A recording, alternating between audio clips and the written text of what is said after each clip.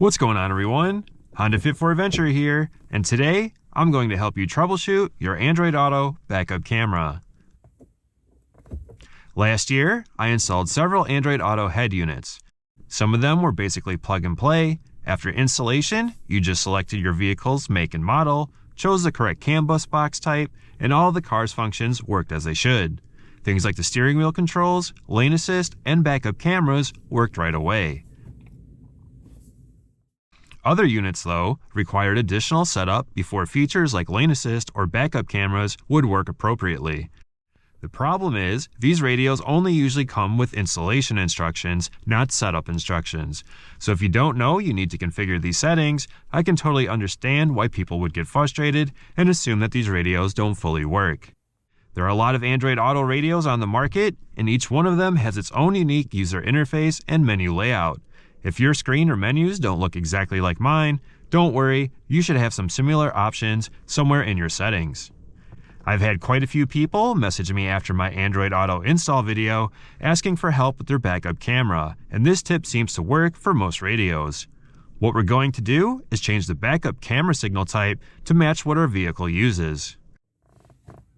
Before we get started, you can see that my backup camera is currently not working and showing no signal.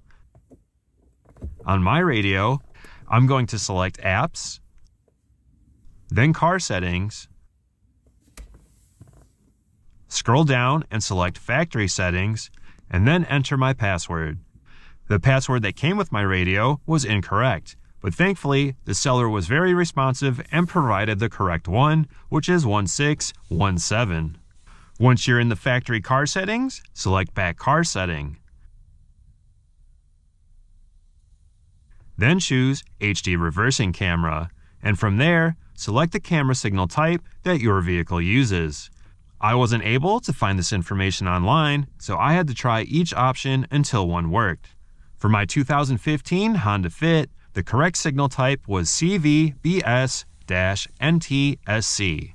After selecting the correct signal type, make sure you hit Save. I'll say that one more time. After selecting the correct signal type, make sure to hit Save. The Android Auto radio will restart, and your backup camera should now be working.